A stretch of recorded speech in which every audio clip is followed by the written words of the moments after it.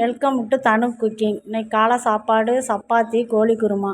வாங்க பார்க்கலாம். கோழி குருமாவுக்கு கொஞ்சோண்டு சோம்பு, வெங்காயம், தக்காளி, கொஞ்சம் கருவேப்பிலை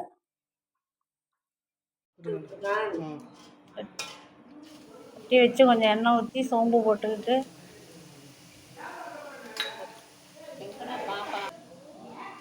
வெங்காயம் கொஞ்சம் போட்டுக்கலாம். வெங்காயம் போட்டு வதக்கி விட்டு தக்காளி போட்டு வதக்கிக்குவோம். 4 பச்சை மிளகா போட்டுக்குவோம்.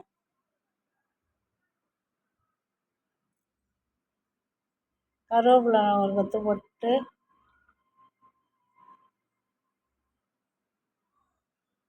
இஞ்சி பூண்டு பேஸ்ட்டு ஒரு ஸ்பூன் போட்டுக்குவோம்.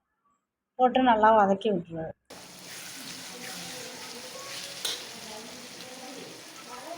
வதங்கின பிறகு கறி அள்ளி போட்டு வதக்கிடுவோம்.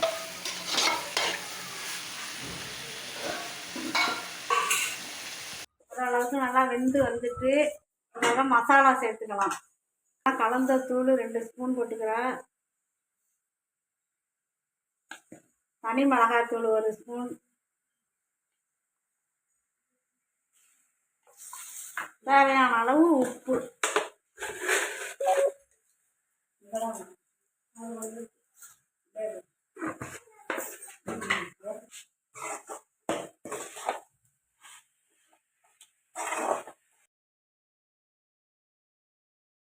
தேவையான அளவு போட்டால் உங்களுக்கு காரம் கொஞ்சம் அதிகமாக வேணும்னா கொஞ்சம் கூட சேர்த்துக்குங்க. காரம் தேவையில்லைன்னா கம்மியாக போட்டுருங்க. இப்போ தண்ணியை சேர்த்துக்கலாம். அவ்வளோதான், குழம்பு ரெடியான பிறகு தேங்காயும் கொஞ்சம் சோம்பும் போட்டு அரைச்சி குழம்பு போட்டுக்கலாம். கொஞ்சோண்டு சின்ன வெங்காயமும் போட்டுக்கலாம். குழம்பு நல்லா கொதிச்சுட்டு இந்த தேங்காய் சேர்த்திக்கலாம். தேங்காய் போட்டு ஒரு கொதி வந்தோன்னா இறக்கிடணும். கோழி குருமா வச்சுட்டியா? ரெடி ஆகிட்டு. சரிம்மா, தானே சப்பாத்தி தேய்ச்சி தரேன்.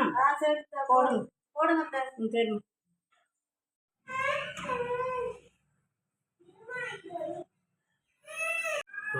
சப்பாத்தி கோழி குருமா நல்லா இருக்காங்க. ரொம்ப நல்லா இருக்கு. ரொம்ப நல்லா இருக்கு. சாப்பிட்றதுக்கு ரொம்ப டேஸ்ட்டாக இருக்குது.